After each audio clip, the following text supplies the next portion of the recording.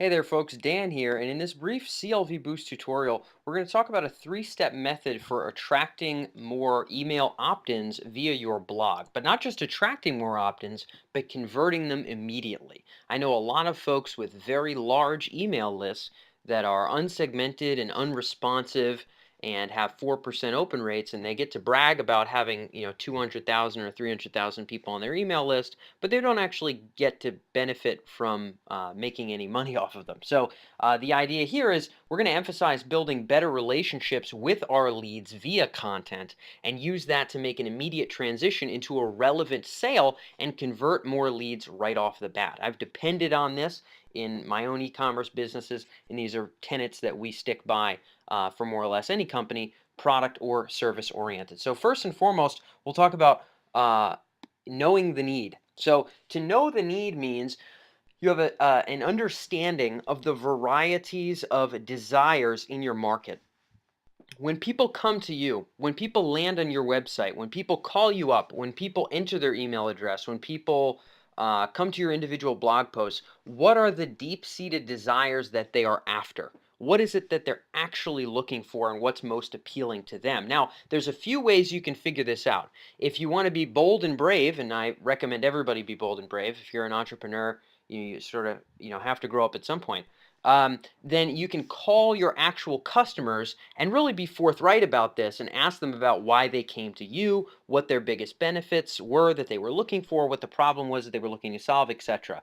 Two other ways that you can do this subtly based on sort of behavioral responses from your list is or from your following is you can look at what is most attractive on your site in terms of content. So if this is your blog in this imaginary scenario, you might find the articles that, let's say the outlier articles that are sort of the 1 in 10 in terms of popularity. So you might look at the last, let's say, however many articles you might have on your site. Let's say you have 100, let's say you have 40, whatever the case may be. What are the real standouts? What are the ones that seemingly garner more traffic, more likes, more shares than others? Now, of course, you might have had someone send an email to those, and so that might be biased. But if we're looking at an organic response to your own content, look at your social media streams. So we could use this to represent your Facebook page here, your timeline, or look at your blogs and figure out what in your social media stream and what in your blogs is naturally exploding in terms of engagement and in terms of, you might even look at time on page if you're able to check out your Google Analytics. Look at the social and content outliers that already exist in your world. Look at your YouTube channel. What's really sticking out? That's a good hint that people might not even say overtly, but that's a good hint as to what makes you a bit different, what a solid desire is in the market, and what kind of materials are going to attract attention, what kind of problems are worth solving for the folks who are out there looking for you. So you can garner that via your own research on social and via your content. You can also use polls. So I've used this little square here with a couple options to represent a poll. In this case, you would actually keep it open-ended. So you would send out an email to your potential audience with some kind of a broad potential benefit, such as a coupon, something that's not going to bias them. If you provide them with a benefit that's very specific to a particular desire, let's say you teach people how to run Facebook ads. Okay, I use this example all the time because I know a lot of folks in the paid media space. A lot of my own buddies sort of live in that world. So let's say you teach people how to run Facebook ads. If you say, hey, fill out this poll and I'll give you my free um, you know uh, Facebook guide on how to scale your spend to 3,000 a day without getting shut down, then you're really only going to attract people to fill out that poll who are really interested in that particular niche topic. So when you do broad polls, the goal is to have very, very bland, boring, vanilla benefits on the back of the poll. Sometimes you can just ask them, hey, can you please fill this out? I want to write better articles and blog content for you, and I want to create materials that are really going to solve your problems via, my social media stream and my articles. Please fill this out. That's often good enough. If you need to nudge people over the edge, you can use something a little bit more bland and overarching, such as a coupon code or something else that's not going to bias the response. And in this particular poll, You will ask them, what were the problems that you really needed to solve when you first heard of us? What are the problems that are, or what are the major benefits that you're after when you're reading our materials, our content, our emails, right? They got to this poll by reading your email. When you read our emails, what are the benefits you're looking to glean? What are the most important benefits? And you might also ask, and this is an important one for positioning, which is a bigger marketing topic we're not going to talk about today, what makes us different? Why did you come to us? There's a lot of sites out there doing, Facebook ads. There's a lot of sites out there doing whatever you're doing. What made you come to us? So you're getting a sense for what the problems are, what the desired benefit is, and what makes you unique, and you're getting that in the voice of your customers. Combine that with the actual feedback of your social and content streams, and you'll have a pretty good idea of some core categories of types of content anchored around problems and benefits that are genuinely going to resonate with your audience. And now we can go about producing content specifically built to handle those concerns. So what we would do then is we would orchestrate. So let's say we came up with 3 basic kinds of content. We identified through our poll, our broad open-ended poll, and through our content stream and our social stream, we figured out that as we're out here teaching folks how to use Facebook advertising, the most common categories of interest for these folks in terms of their own desires would be, let's say, number one, getting started setting up my Facebook account. So let's say you sell to a lot of beginners. So real beginner tips and setup tips, sort of fundamental step-by-step, hold my hand kind of stuff. Let's say that's one category. We'll call that your green. Okay.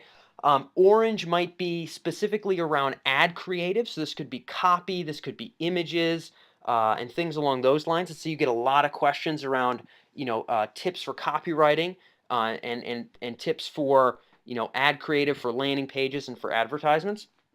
And let's say the third category is all about targeting, specifically making the most of your budget. So how to not blow all your money and really nail your targeting to the point where you can spend a relatively minimal amount but still be able to garner some kind of results. Okay, hypothetically, let's say that those are the 3 topics that really seem to jump out. And you might have as many as, let's say, 4 or 5. I really don't recommend doing more than 5 for your core topics. You should be able to put almost everybody into between 3 and 5 major buckets if you really try to do this conceptually. This is definitely a conceptual job, but all of anybody out there tuned in right now should be able to do the same. But let's just say that we have 3 for the sake of simplicity. So in doing that, all of the content that I would then rotate out, and I might mix it up from time to time, but the majority of the content I would produce would specifically resonate with what the needs are. Right? That's what I would be doing with my blog lead gen. I would be creating content that I'm, of course, then going to disperse on social. I'm going to create content specifically built around those needs. So I'm going to have a routine. So my Monday article is going to have to do with green. My Wednesday article is going to have to do with orange.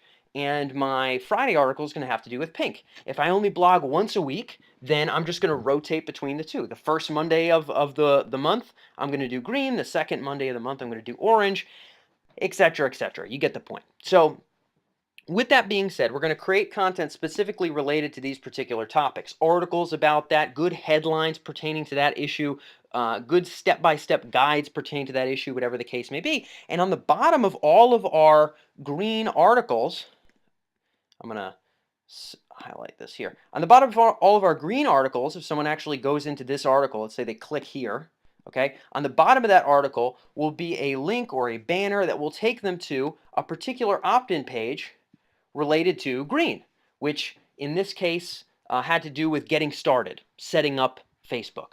Right? So when people opt in on this particular form, we know that their interest is getting set up. So we could ask them in a survey, right? We could ask them in a survey, but instead we're going to create a separate web form that when these people sign in from the bottom of a green article, now the article doesn't have to be green, we're using this as a representative color. But if they opt in the bottom of a green article, we're going to tag them as beginner setup, okay, in our email automation software, whether using Infusionsoft or ActiveCampaign or GetResponse or Pardot or HubSpot or whatever software you're using, it doesn't really matter. We're gonna already tag these people when they enter their name and email. We're already going to tag them as interested in beginner and setup, okay? On the bottom of all of our orange articles, we're going to have some kind of a opt-in that pertains to copywriting. We might give them, our 20 best performing headlines across all the niches we've ever worked in. We might give them basic landing page templates that have worked across multiple niches and particular examples and case studies that would be useful. And so at the bottom of all our orange articles would be a link to this particular opt-in page where they would get that. And anybody who opts in there is flagged with having an interest in copy and creative, okay? Same thing with our pink articles. Same deal to pink articles. We create some kind of an opt-in pertaining to limiting your budget and honing in your targeting, okay? So at the bottom of all of our articles is a subtle call to action related specifically to what the article is about in the first place. And we remember, we didn't pull these article topics out of nowhere. We literally got them from the needs of the market. So now when people opt into any of these different forms, we know that they belong in one of these three categories. Their primary interest is most likely either segmentation and saving money, setup and beginner tips, or creative and copy, or conversion rate optimization, whatever our main categories are there. So we know that everybody who opts in now goes into a specific list within our email marketing system. So now we can get into targeted